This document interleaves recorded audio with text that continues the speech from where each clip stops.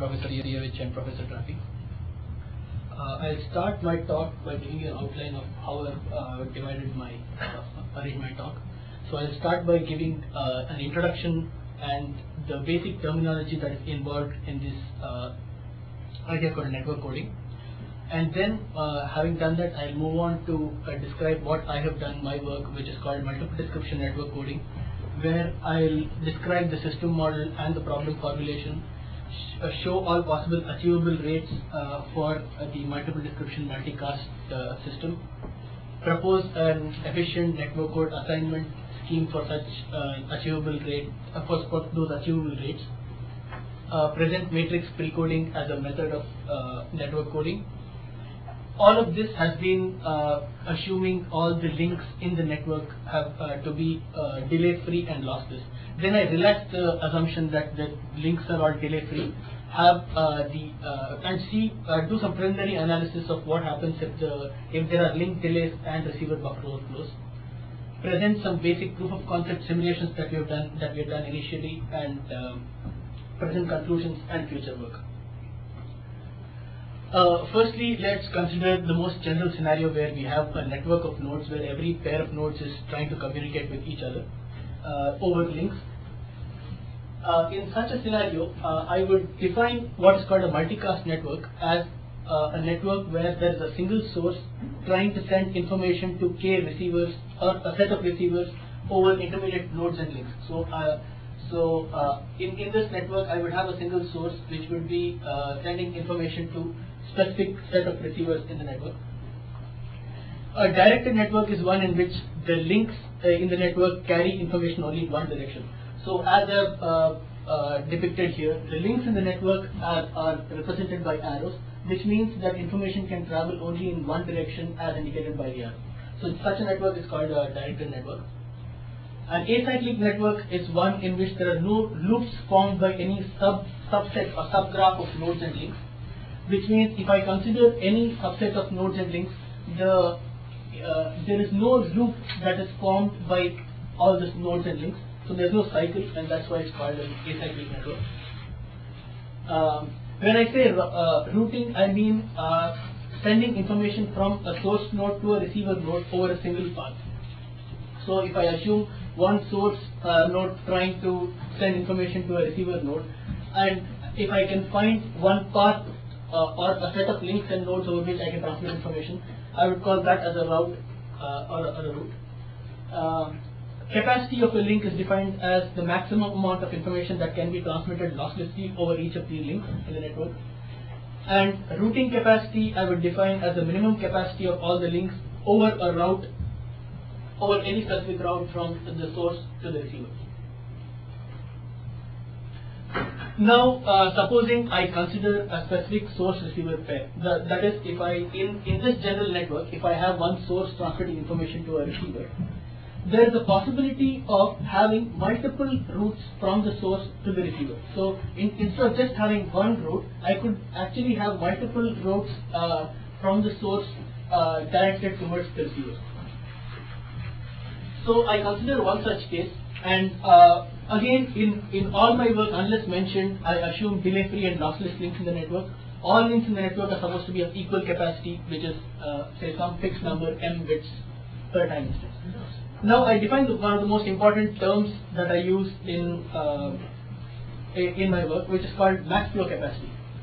If I consider a source-receiver pair in the network, the max flow capacity is defined as the sum of the routing capacities of all those parallel edge disjoint routes between the source and the receiver.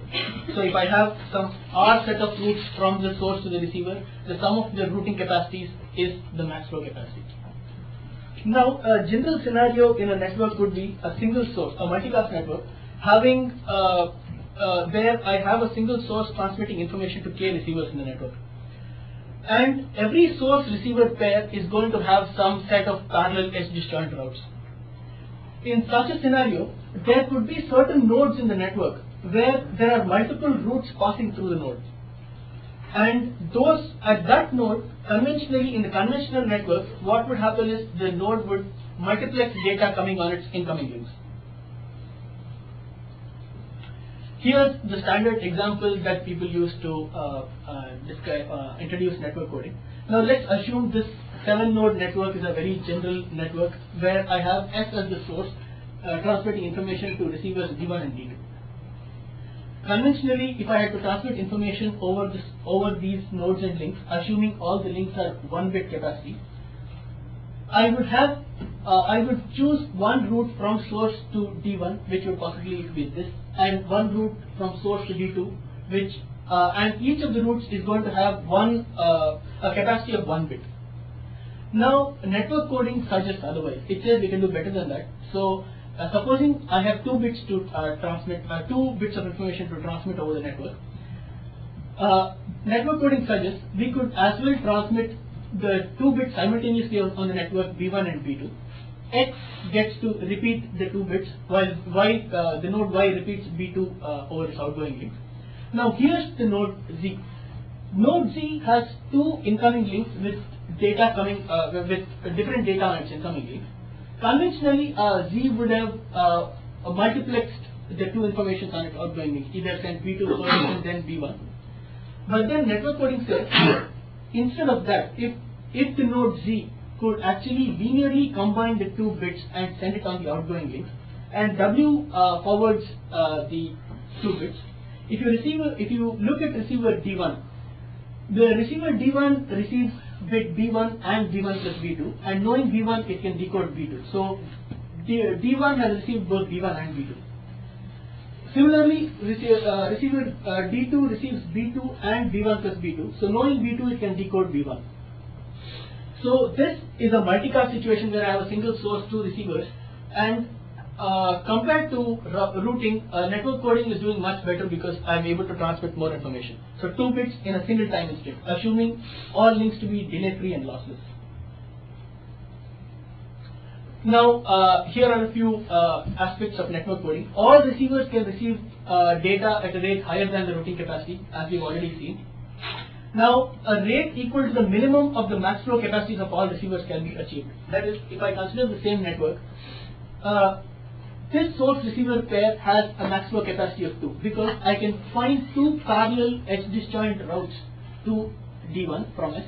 Similarly, I can find 2 parallel edge disjoint routes from S to D2. So both of them have the same max flow capacity in this case. So in a general network where I have a single source and a heterogeneous receiver kind of a scenario where different receivers have different max flow capacities, network coding achieves a total net throughput at each receiver equal to the minimum throughput of the minimum max flow capacity of all the receivers. Question. How does D2 know that what it gets from W is D1 plus D2? Well, it's actually yeah. So what happens is the most general way of solving this is at every node we write a set of linear simultaneous equations. So this is the most simplest way of understanding what network coding is. But in general, as you said, we wouldn't know what is coming on each link. So what D2 would do is have a set of simultaneous equations based on the network code linear combination at each of the nodes. I'll be describing this later in detail. But once we solve the set of simultaneous equations, we'll see it's just a vector equation. So you're calling max flow capacity, is it exactly the same thing as the minimum cut set? Yeah, for each source receiver pair, the minimum cut set is the max flow capacity for a particular source receiver pair. Network coding, when we talk of network coding, we talk of a multicast network where individual receivers have a different max flow capacity, and we are talking about the min of the max flow capacity. And yeah, so that is the network coding. Is your definition of max flow capacity like a standard definition in the literature? In my case, I've simplified my assumptions. I have an assumption where all the links have equal capacity.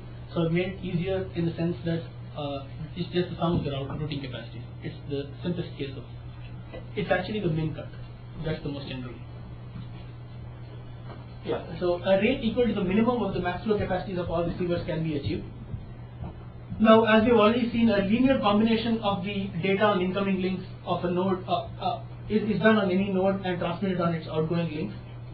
The other important aspect of network coding is that at every node, the data being transmitted on every link and the coefficients of linear combinations being done at every node are symbols in a finite field. So is that first bullet always true? Or is it higher really mean greater than or Greater than or equal to.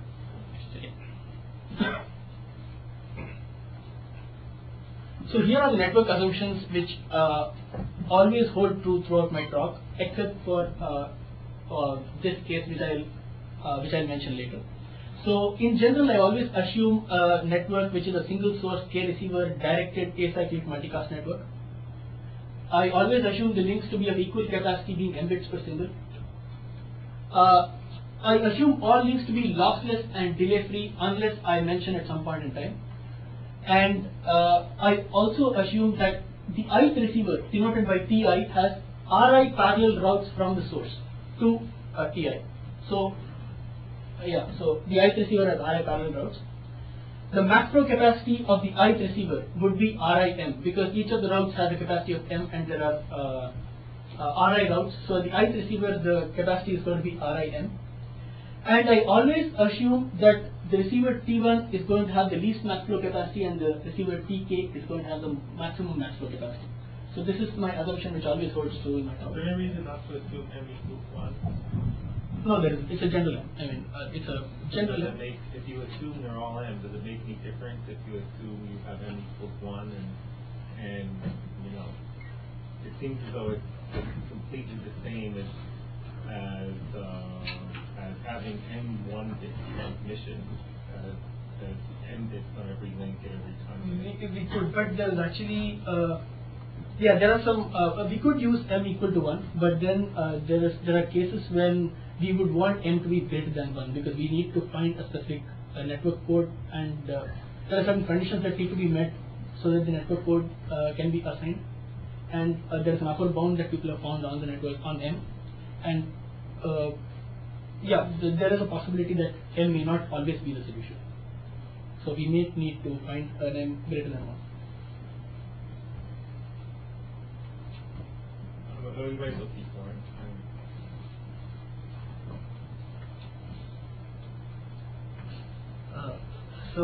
Here's the network coding notation. I assume that there is a random process XL, which is vector of random variables x1 to XL, that is to be transmitted from the source.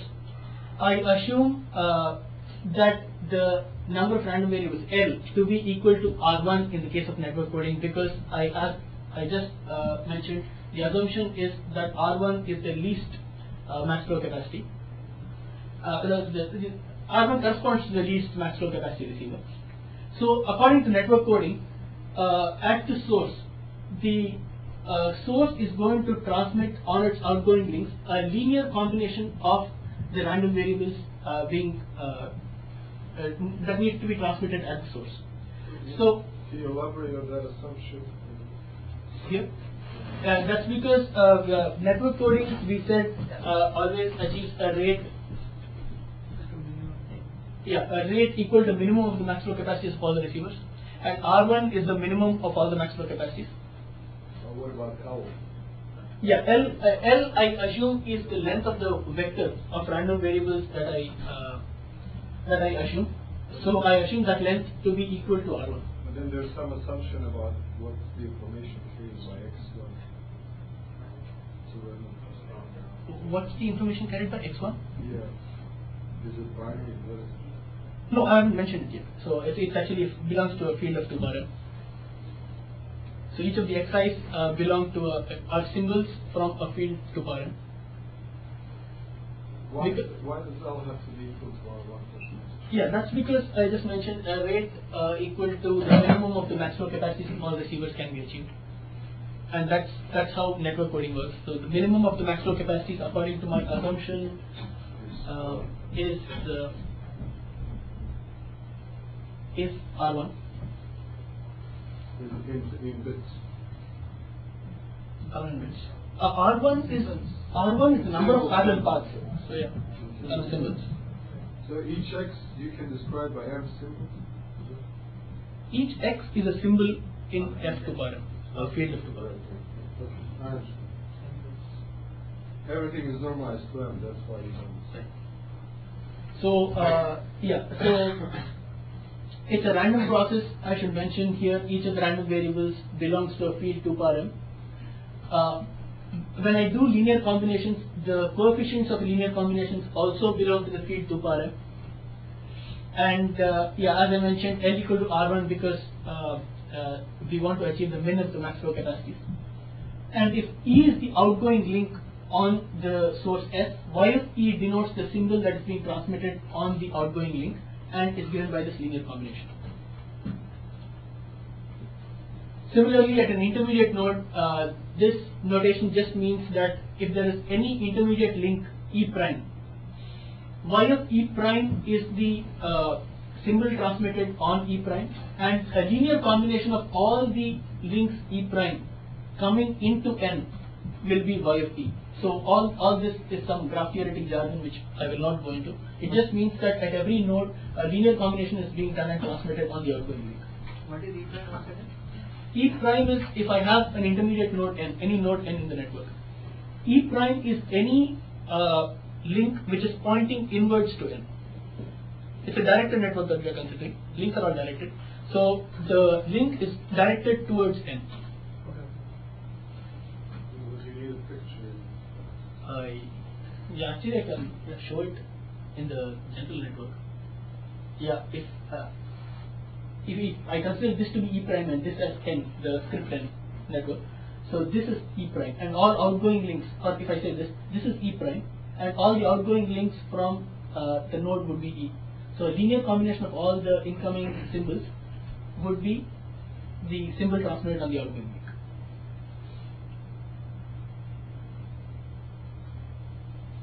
That's what this means. And network coding at the receiver would again be a linear combination of all the symbols being transmitted on links coming into the receiver, which is nothing but E prime, coefficients being epsilon E prime comma L, summation over all the linear combinations, being C Ti comma L, which means this C Ti comma L is the Lth symbol at receiver Ti. Now we have three sets of equations that we need to solve for every source receiver pair, and we have solving those simultaneous set of equations. We can write it in the vectorial form as Zi is equal to x times Mi, where Zi is the vector of symbols received at receiver Ti, x is the vector of transmitted symbols, and Mi is the system matrix. I call it the system matrix because it contains all the elements, the linear combinations, alphas, betas, and epsilons in it. So it can always be written this way.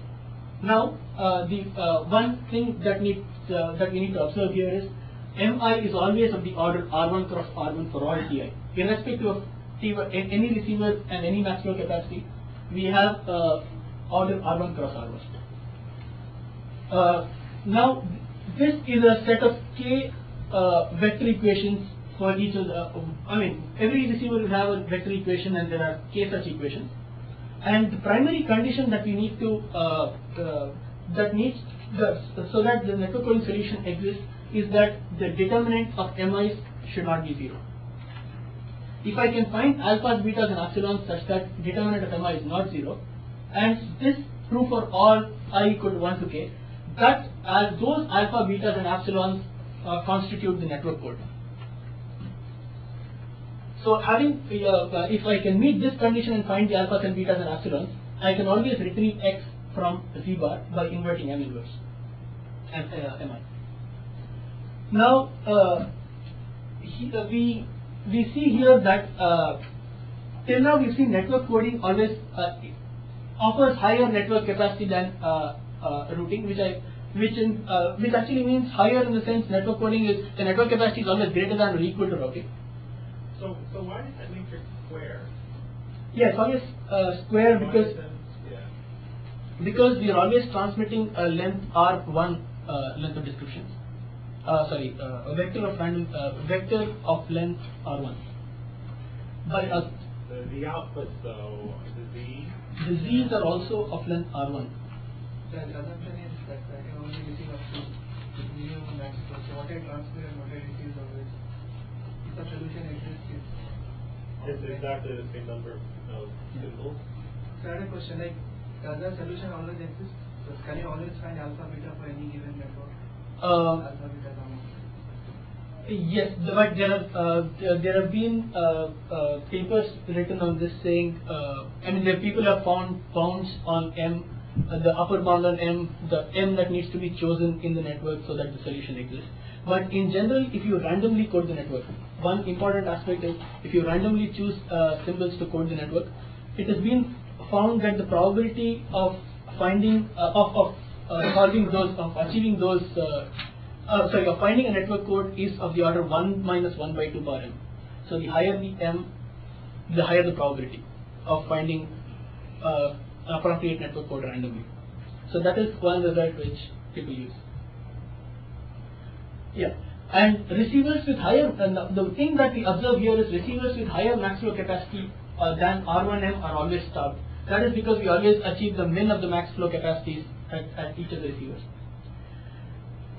We propose that we can always achieve individual max flow capacity at each of the receivers. And we suggest that coding coding the source and the network such that each of the receivers receives information quality corresponding to its max flow capacity can, it's possible to code the network such a way.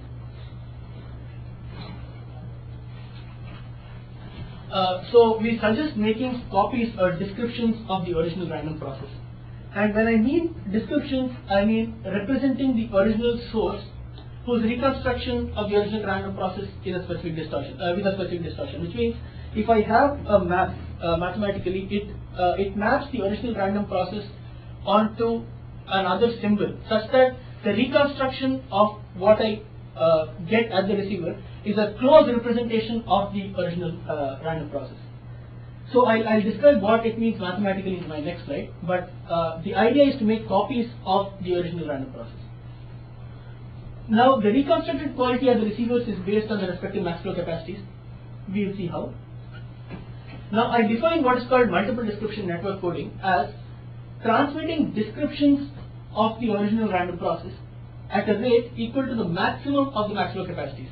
This is in contrast to what network coding does, where information is transmitted at the minimum of the max flow capacities.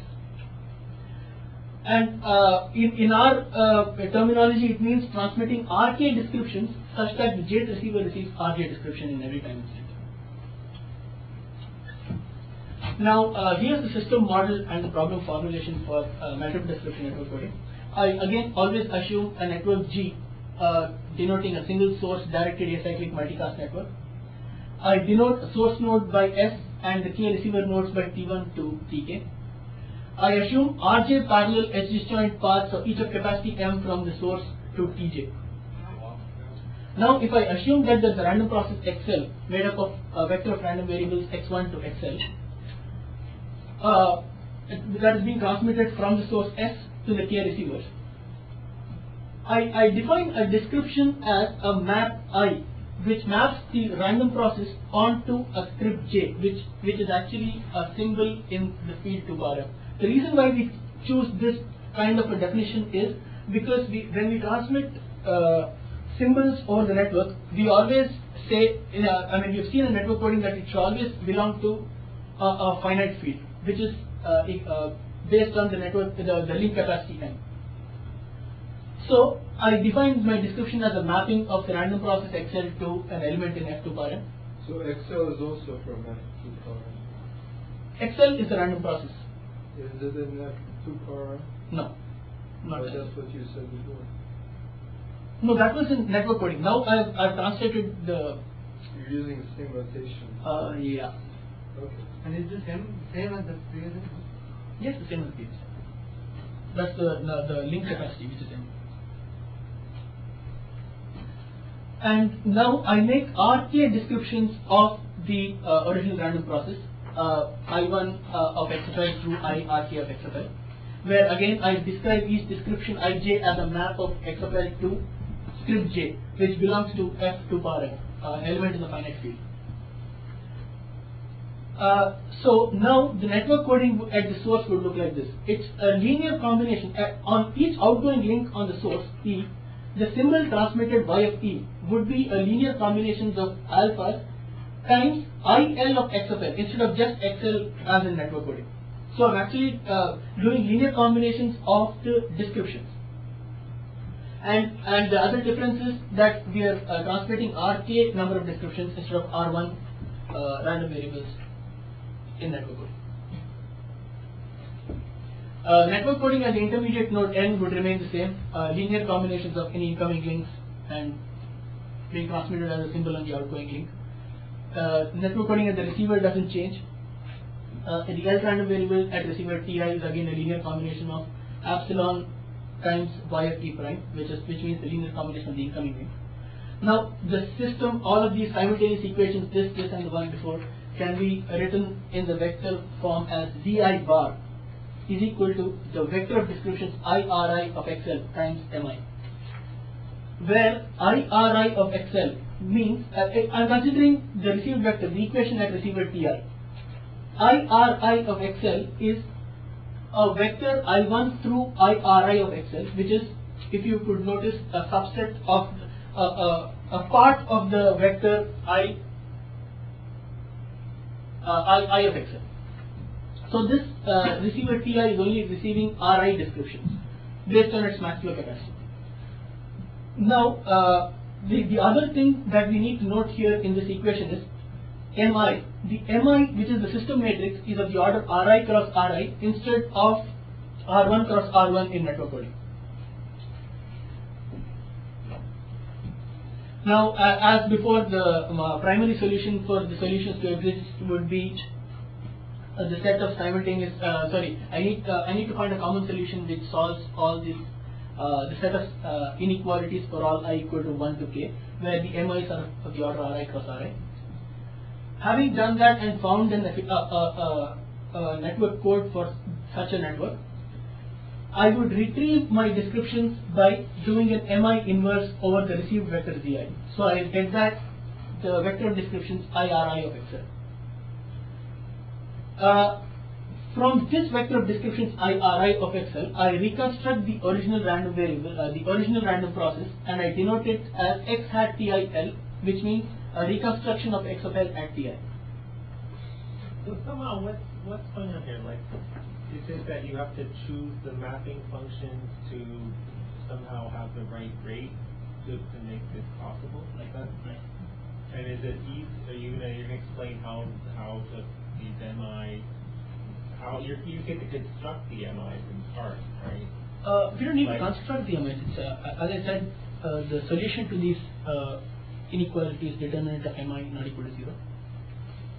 Right, but the MI depends like on how you do the combining of intermediate nodes. Right. But you get to choose that, right? Like that's part of what you design. You mean choose the coefficients? Yeah.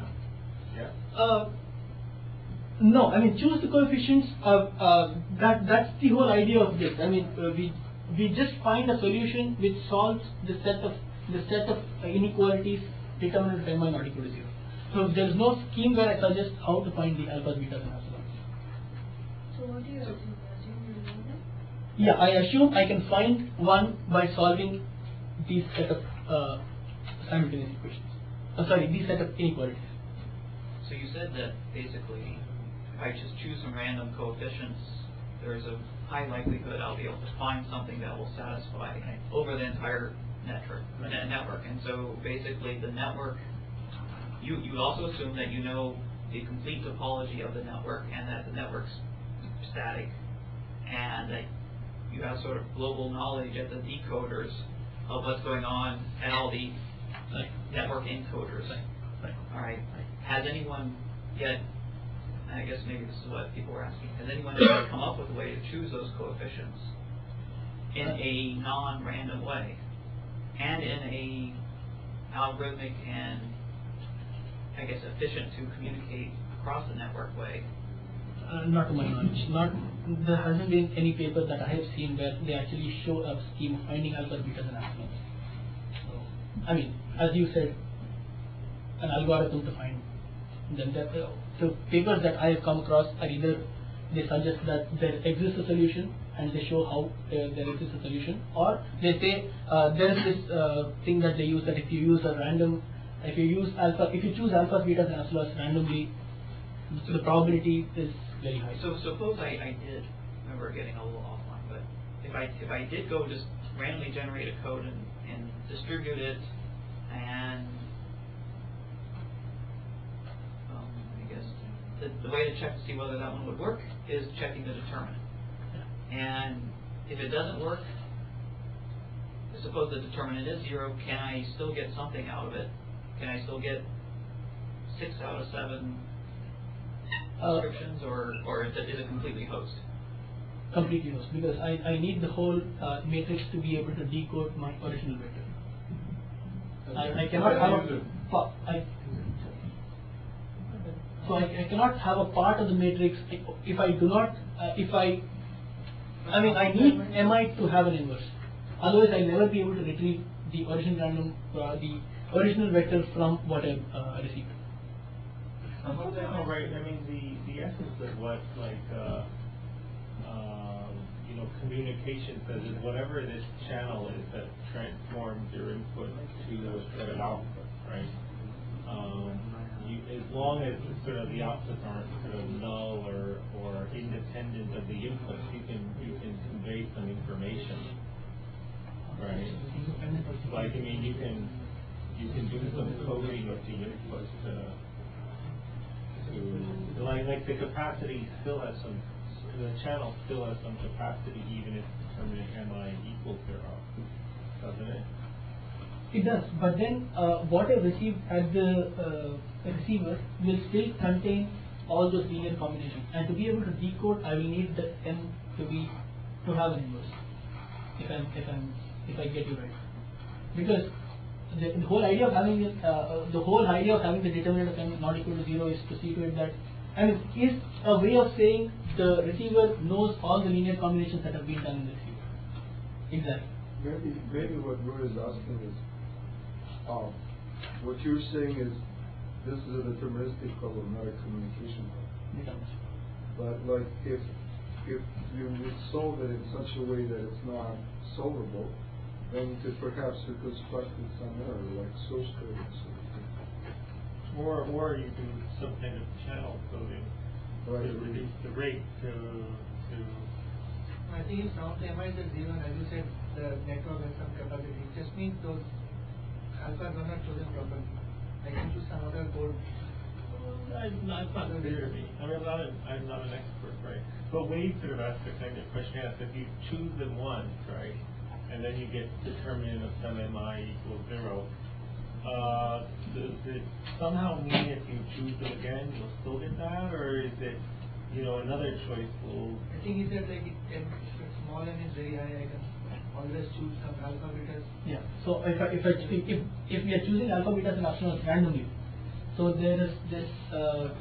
So people use this idea that if M is large, that is the finite field from which we are choosing the alpha, betas, and epsilons is large. The probability that I can actually find the determinant to be not equal to 0 is 1 minus 1 by 2 power n. So for M equal to 8, it's like 0.96, a probability of 0.96. Somehow, like that result doesn't have the topology of the network in it.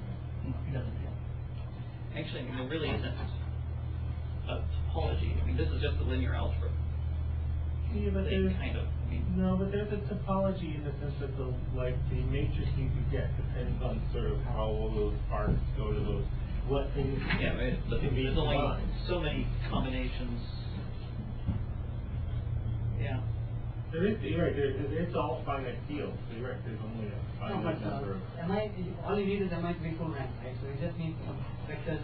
You just have to choose some array vectors from the finite field to be full rank. So if your field is so big, you can always choose. Okay. Maybe. If your field is small, you can find one. But the question is, can you find one that works for you? Exactly. And convergence will be maybe take a long time. Well, so am I right that a lot of this is sort of known background, like from the Like there's some boundary between what you read in people's papers who are working on this, right, and what it is you're trying to do. Yeah. So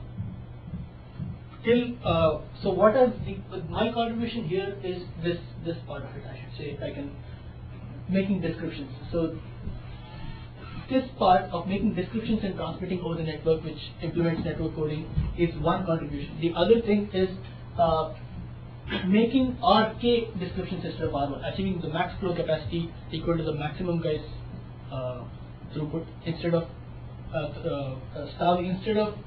achieving min of the max flow modes. So these are the two things that are. People have suggested that, but you sort of worked in parallel with those other people. Mm-hmm. I mean, and then you can, before you do something in terms of suggesting description or something, it's hard to say it's a contribution. We just sort of said this is the way it can be done. And it doesn't constitute a paper in that sense. So what your contributions are probably is what you're going to talk about later. Okay. So I mean, but till now, as the question was till now, what was the? And I guess if your model is this model that somehow there's really some common source, and the person with the worst channel gets some degraded version. Right. And the person with the next best channel gets slightly better resolution. He's basically describing his model. Yeah. He didn't fully describe it yet, I think. So having retrieved my vector of RI descriptions at receiver TI, I reconstructed, as I said, I reconstruct the original random process at receiver TI, and I denote it by x hat TI, x hat TI L.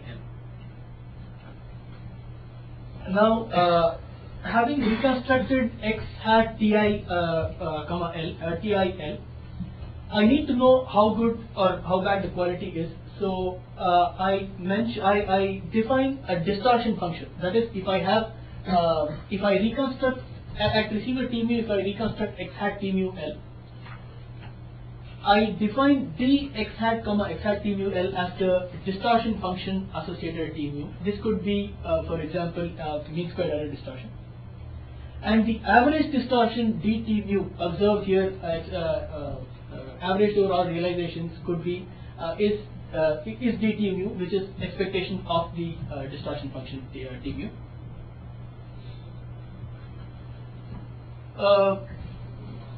Now I suggest that we are actually transmitting a number of descriptions equal to the maximum of the max flow capacities.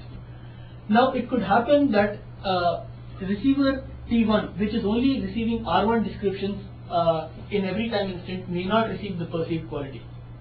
So we consider making rho greater than RK descriptions at the source random process. So it need not just be RK descriptions, it could be more. And stream those descriptions over n time instants. Then how would we choose n such that the perceived quality at T1 meets a specific distortion constraint? Now the assumption that we make here in terms of streaming of descriptions is, I assume if the distortion constraint at T1 is satisfied, the distortion constraint at all of the receivers is satisfied. So if T1 receives a quality of media good enough, everybody else who receives more descriptions receive better quality. That's because T1 has a lower rate. Because you could have different perceived qualities that are not satisfied by other users. This is just an assumption, regardless of the fact that yes, that's another assumption that's made. So now having defined what streaming of descriptions is, so we try to find all possible achievable rates for such a system. You haven't really described what streaming is. You just mentioned as of now, at least from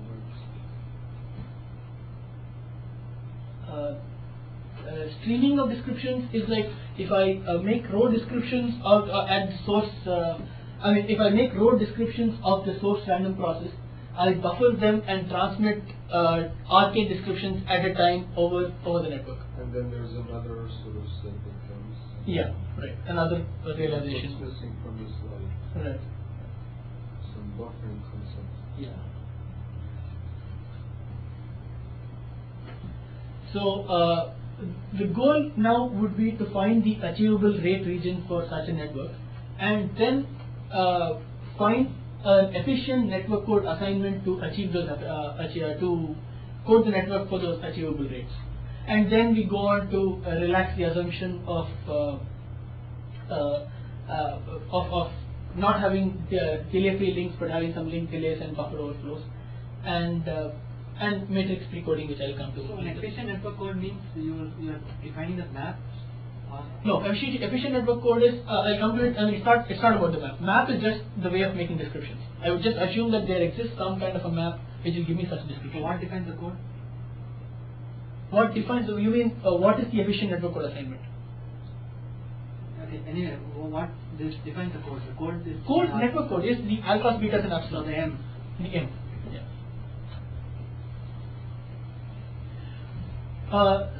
So firstly, I focus on the receiver T1 because the receiver T1 is the one which has the minimum max flow capacity. I assume the maximum tolerable distortion at T1 to be dT1, denoted by that.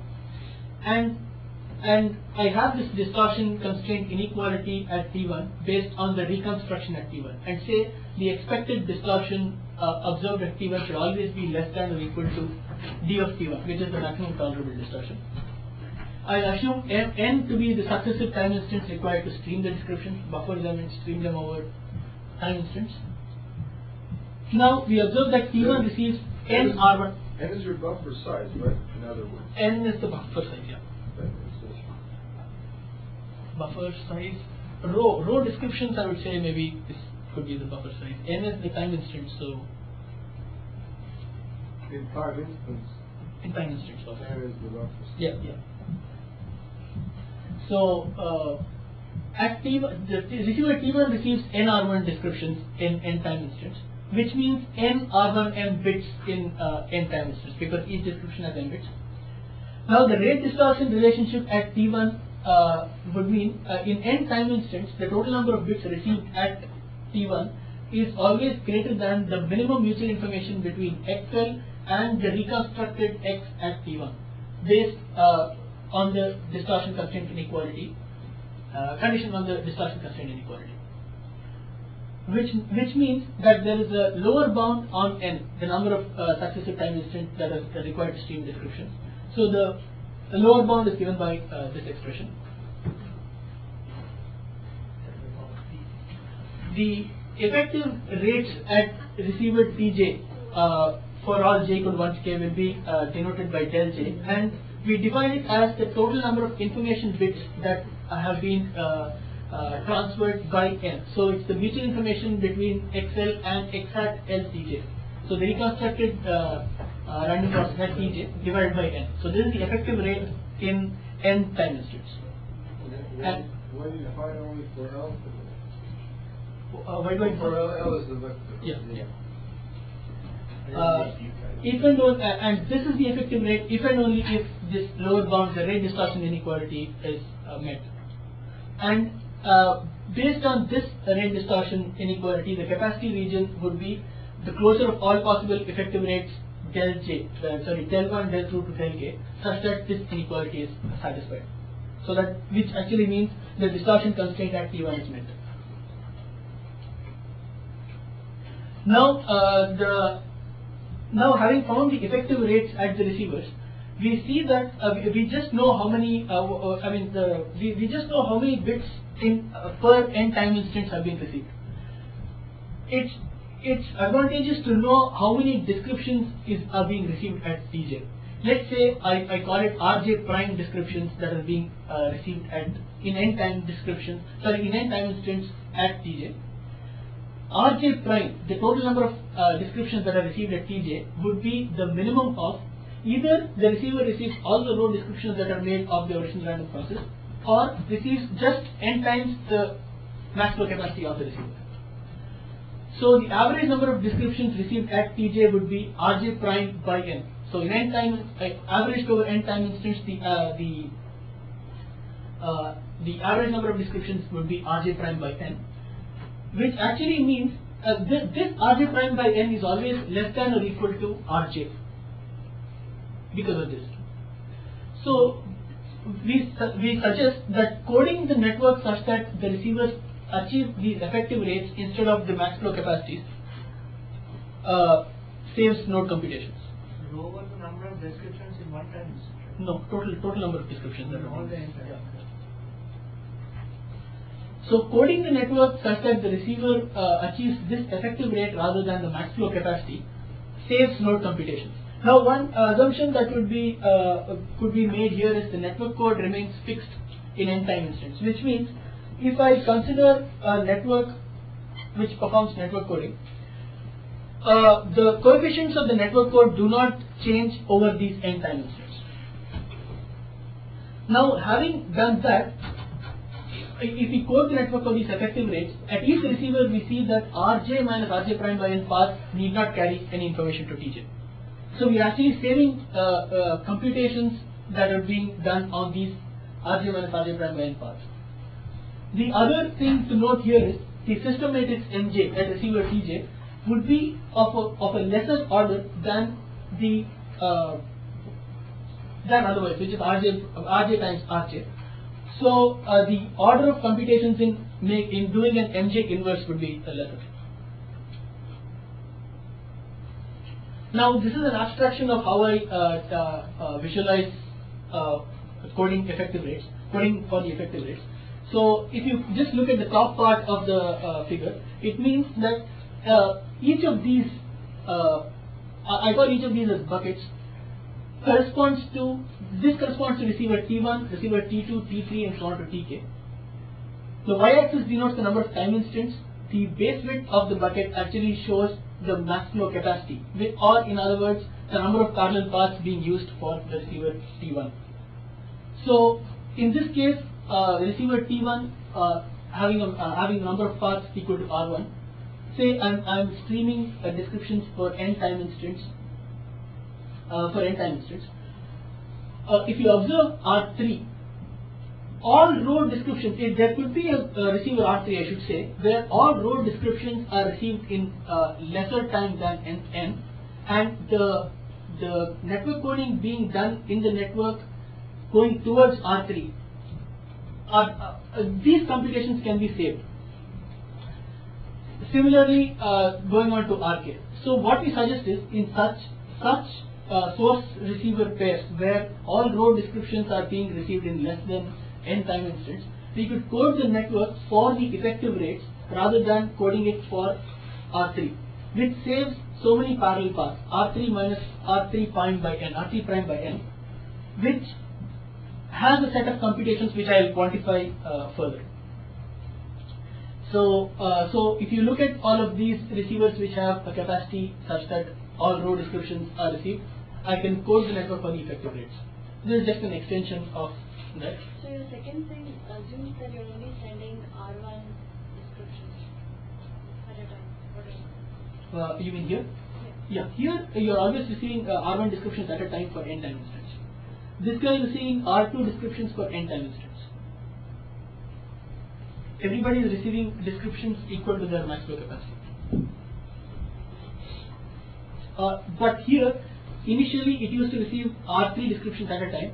Now it is efficient to make it receive R3 prime by n star descriptions for n time instance, so that computations can be saved. What is the n star you're talking about? Okay, it's actually n, it's not n star.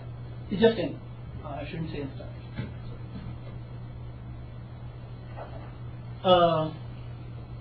Now we need to quantify the number of computations that are being saved by doing that. Now first we recall that nodes are in the network perform linear combinations. So we define each term in the linear combination as a computation. So if any network, if I do a linear combination of AX1 plus BX2 plus CX3, I call AX1 as a computation, BX2 as a computation, and so on. Now recall that again there are Rj parallel SG paths, each of capacity M to Tj. I would define the set of all links on the jth path to receiver Ti by the notation gamma ij. Now I define what is called a receiver specific link on each of these paths. In general, if you look at a receiver specific link means a link which lies on a path from the source to a receiver but does not lie on any other path to any other receiver, which is what all this notation means. So if I find a link which is on a path going to a specific receiver, that link does not lie on any other path to any other receiver.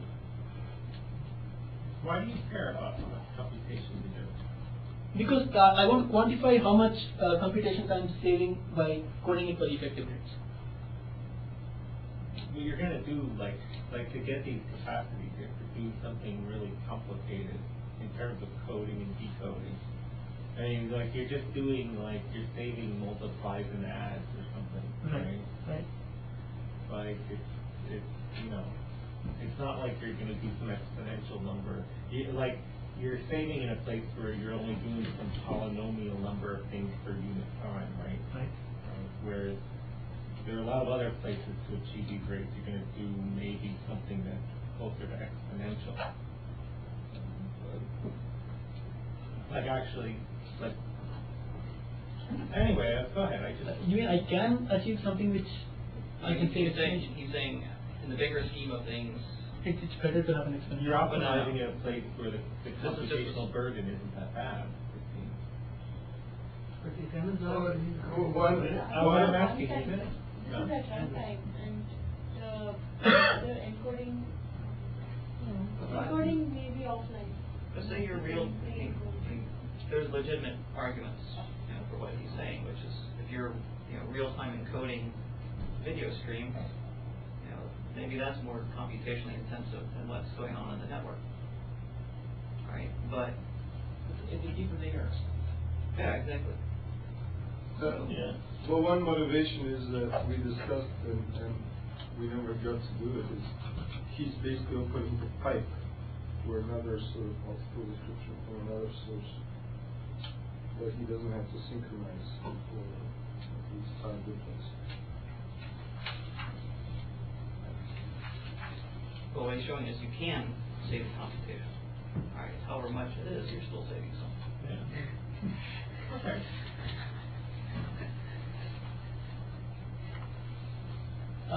So that's how I define a receiver specific link. And gamma ij, small gamma ij denotes all those, the set of all the receiver specific links on the jth path to the ith receiver. Now the way I quantify, I quantify the number of computations that are being saved on each path, and so the number of computations on the jth path to the ith receiver is going to be given by this expression, where it just means if I consider EP as a receiver specific link belonging to gamma ij, tail of EP is the node from which is a node actually, from which EP is originating, and int degree is the number of links coming into that node, plus the head of EP is the node into which EP is pointing to, and out degree is the number of links originating from that node.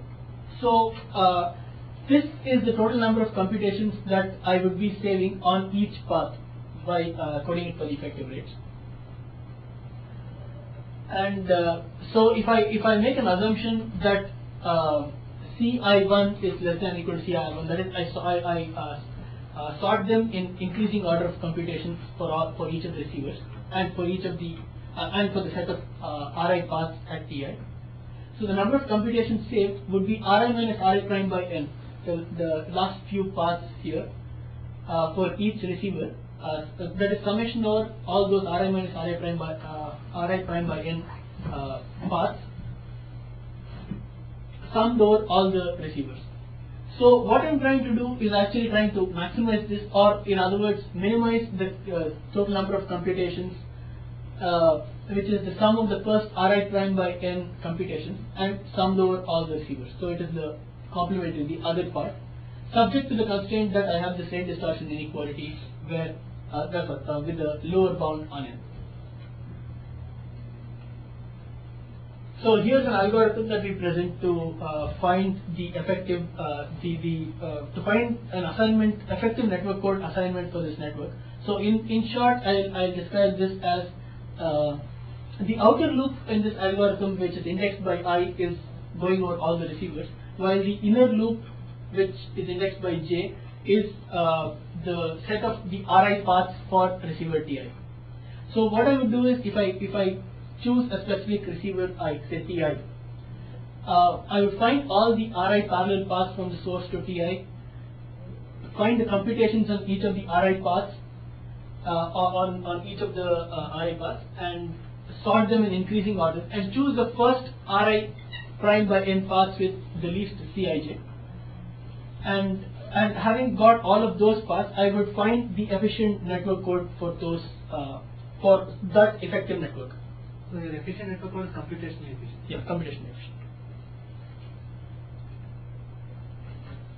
Now the other aspect is what is matrix precoding. Till now we have considered node computation minimization. Now I would consider the case when we are doing an inverse matrix multiplication at each of the receivers. So that itself has a lot of decoding complexity going in. So a scheme where we could reduce the decoding complexity at the receivers, that is, see to it that is minimized, the inversion done at the receiver, is matrix precoding. So the idea that is being suggested is IXL, which is the vector of description, can be pre-multiplied by MK inverse, which is the system matrix corresponding to the receiver with the highest mass flow capacity. So we are actually transmitting IXL times MK inverse, which is the effective vector, instead of I of XL, the original set of descriptions. But MK is for the kth receiver. Kth receiver. I mean, it should show K. The figure is quite old. So, but you are doing multicast, so you will pre-multiply by M inverse at the source. At the source of what? MK inverse. Okay. See, initially I was transmitting the descriptions I of XL. Now I am transmitting I of XL times MK inverse. So MK is the system matrix for the kth receiver, the guy with the highest mass flow capacity. Oh. Yeah. So the received vector at Tk would just be the transmitted vector IXL times MK inverse times MK, which would just give me that I of XL. So that would mean I will not have to do any matrix inversion at the at receiver Tk. But all other receivers Tj other than Tk would have Zj, the vector of descriptions being the vector of symbols being received, as IXL times MK inverse is what is being transmitted times script Mj, where script Mj is a network system matrix of order Rk times Rj, because Rk is the length of what is being transmitted and Rj is what is being received.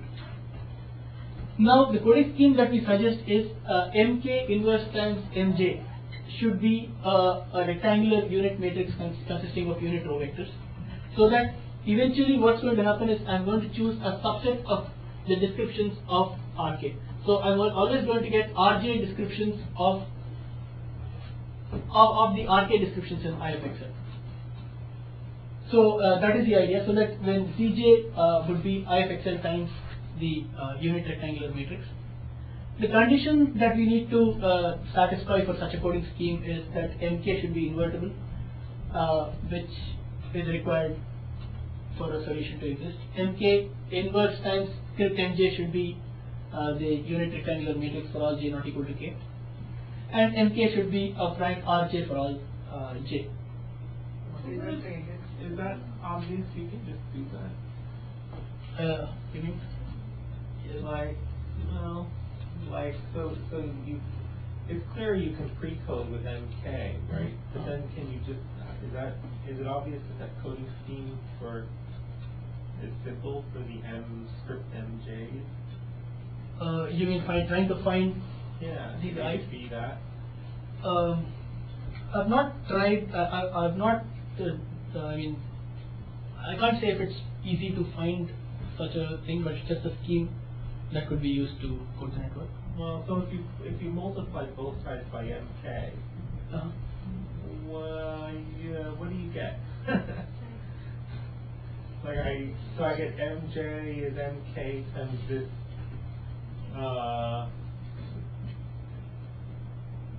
I guess you can't multiply both sides by mk. Well, What is the I don't know. Like, what's the dimensionality of his I over there? Here, Rj by Rk, Rk by Rj. I mean. So this denotes a rectangular matrix of dimension Rk by Rj. It's not just rectangular, it's some kind of identity. Is it like Yeah. So is it like the matrix in the SPD where you? It's not rectangular though, right? main Only for diagonal. J equals K, so it's square. This is square if it's j equal to k. Yeah. But they're generally. Does it have the they're y not. from 0? Does it have 1 along the principal diagonal? Principal diagonal. On 0 You could choose it, yeah. So there's no zero. And some of the columns remain zero. So like in Unit the row vector C of j, when I write I of xl, so it is just to pick up the first j I. Like I of xl is Yeah, like first, RK, right? pick up the first Rj descriptions.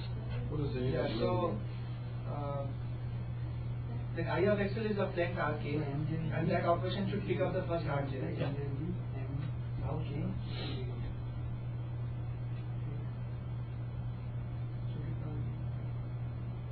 Unit row means one and all zeros. Yeah. And you have like it's either principal one or all the all the.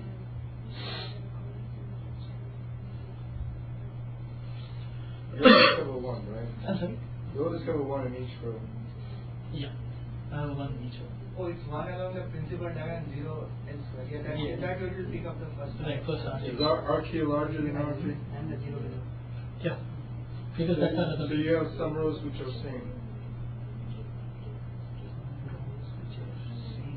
No. Can you go to the whiteboard and just sort of write? Give us an example.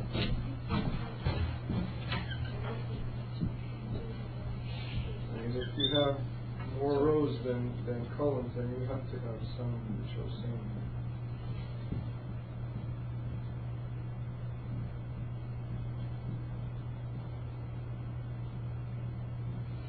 Maybe all zeros. Okay, one more one. No, but it's not. So That's you have really more squared. rows So than You said you have more rows than columns. you have Yeah, more more rows rows than than columns. So you Okay, have yeah, it's the other zero- way. More rows than columns. zero rows.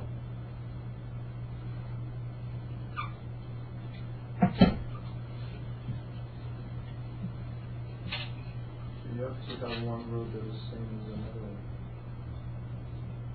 Yeah, it's fine. Take a 3 into 2 again. So that will be one. Oh, no, you meant RJ column. There's no last column. Take a 3 Yeah. Oh, you have an old zero. Oh, right, okay, that's what you. He means like RJ rows are unit vectors, so you're the rest is You get it. And what's the dimensions? Rk by Rk. Rk by Rk. RK by RK. And dimensions for this are RK by You can take a simple example. Just take a 3 into 2 No, I think matrix. this is- Multiply a row vector of length 3. Only the first two elements will take time. Yeah, 100.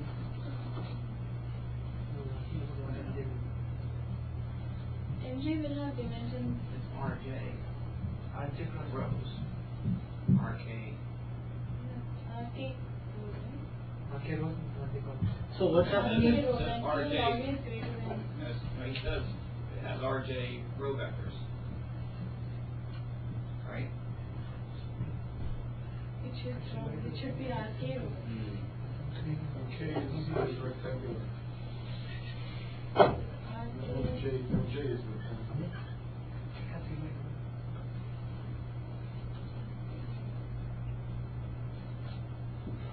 I think the dimensionality is It's RK dimensional vector. Not like that.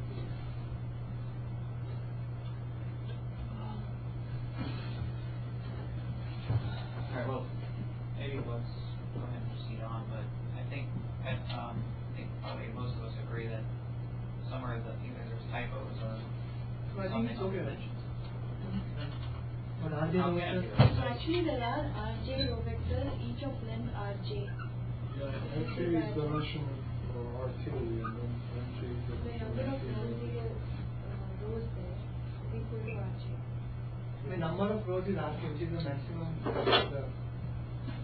So there are Rj unit row vectors, which is correct, but it's of length Rj, not Rk.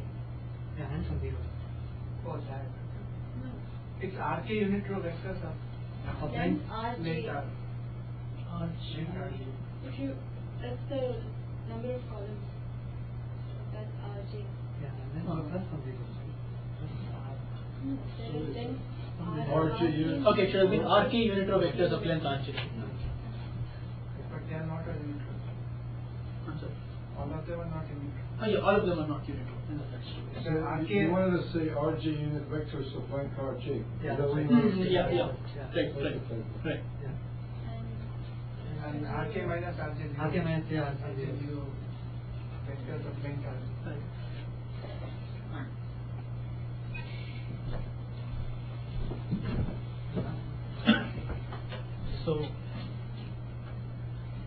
So here, as the idea was, the computational complexity at the receivers is reduced, so no matrix inversion is required at the receivers.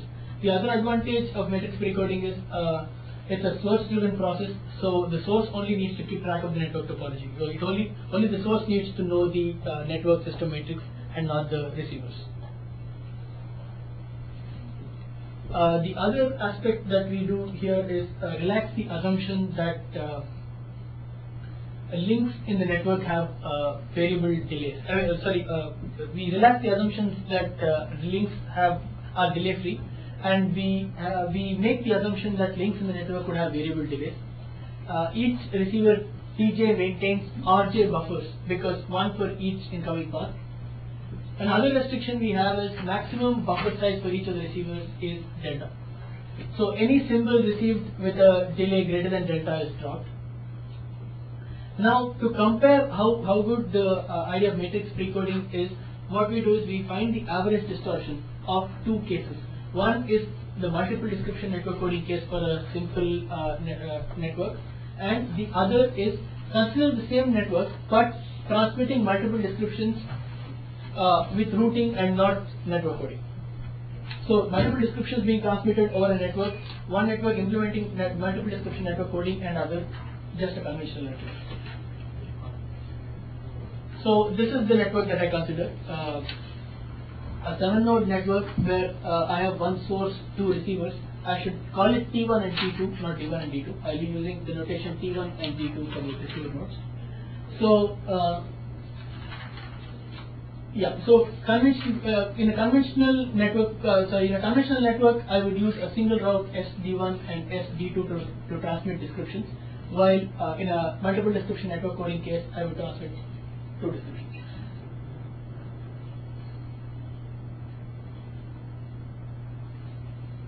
So in a conventional network where I use routing to transmit multiple descriptions or to multicast multiple descriptions, I assume that the source that is being transmitted is an IID zero mean unit variance Gaussian process, and if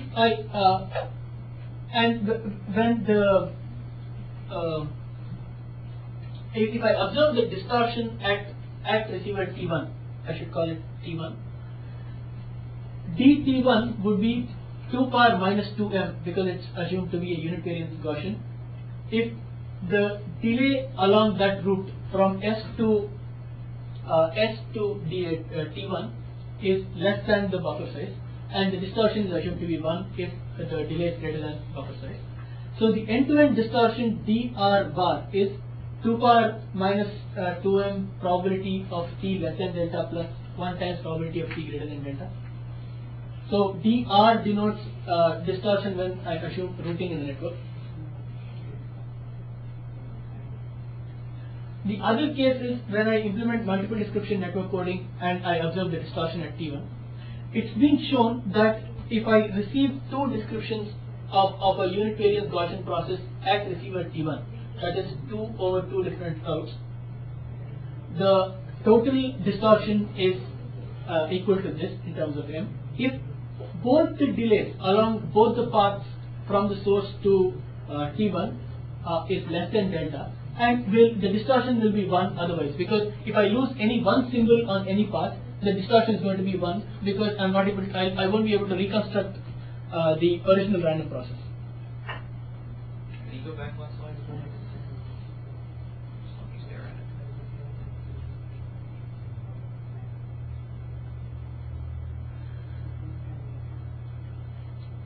Okay.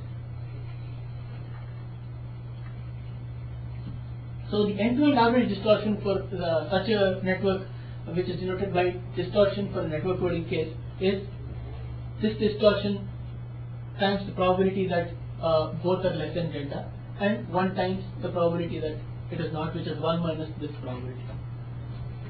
So and T1 and T2 are the two random delays along the paths 1 and 2. Now when we compare the distortions for the two cases for the routing and implementing network coding, if I denote P as the probability that T less than delta, and P prime as the probability that T1 less than equal to delta and T2 less than equal to delta, we show that this is the relationship that holds. That is, network coding, the distortion observed in network coding is less than that which is in the case of routing if this condition holds. While network coding distortion performs badly as compared to routing if this condition holds.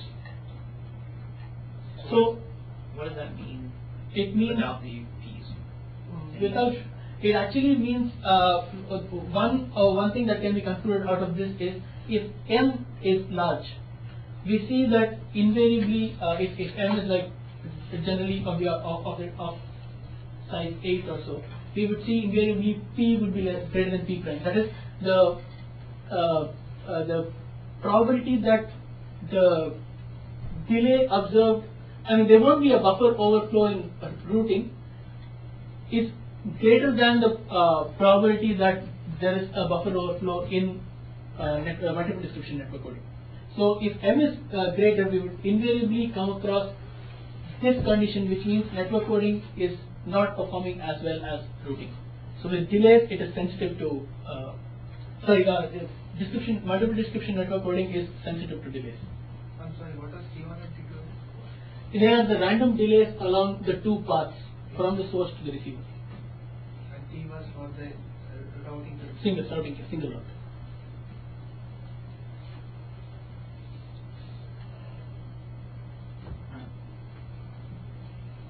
So this is a very preliminary analysis for a simple network. So we initially had done some proof of concept simulations considering a small 7-node network with heterogeneous receivers, one source with 2 receivers. Receiver 6 has a maximum capacity, has only one route from the source to 6, while receiver 7 has 2 routes from the source to receiver 7. So the whole idea is to show the distortion observed at the distortion observed at receiver 6 and the distortion observed at receiver 7. So if I have, we consider 2 by 256 linear image, and the method used to make descriptions is multiple description transform coding. And so here we use the method called multiple description transform coding suggested by Vivek Goel and a few others, where they suggest dividing the image into 8 by 8 pixels and taking the TCT of each of the 8 by 8 blocks, normalizing, use a normalizing matrix as proposed in the JPEG standard to normalize each of the DCT blocks, and then classify all of those DCT blocks in smooth, horizontal and vertical based on the energy constraints, energy inequalities, and sort all of the DCT coefficients based on their variances and choose the 20 significant coefficients. What do they do with the other 20 or the other they're insignificant, so they just ignore the other coefficients. What do they do with the DC component? DC component is because it's been sorted in the descending order, so DC component is taken care of. DC component is going to have the, it's going to be there. Yeah. So do the, alright, go on. So they pair the kth largest coefficient with the 20th largest variance coefficient using this unitary transform. So if I consider two coefficients A and B, they are transformed into C and D, where C and D are going into two different arrays, which form two different descriptions. So and in case the receiver 7 gets both descriptions, it is just an inversion of the unitary transform matrix performing an inverse and inverse DCT and getting back the reconstructed image. While at receiver 6, because it loses one of the streams, all it has to do is reconstruct A and B based on the variances of coefficients A and B. And knowing only the stream C, the description C. Are the variances given to the decoder? No, we calculate the variances based by You calculate them at the encoder. at the encoder, Decoder. and they're given to the decoder. Right. So having done that, now at receiver 6, it only receives a single description of the Lena image, which looks which is slightly distorted. While receiver 7 receives both descriptions and can reconstruct the original Lena image. So this is the improvement in quality. And we observe that if we take one case of such a network where we assume 248 symbols being transmitted in 1 second.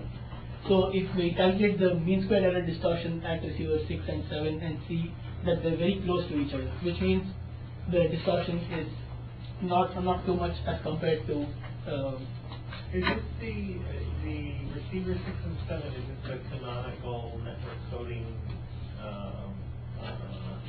network? And you pulled out Multiple one link. description network coding. You pulled one link out.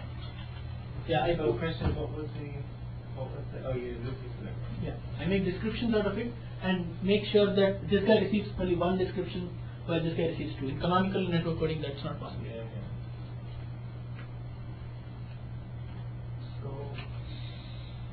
So somehow if you went back to the classic example, right, where you have that extra edge on the left, at that point the rates they would get would be the same, the graph is too symmetric. Yeah.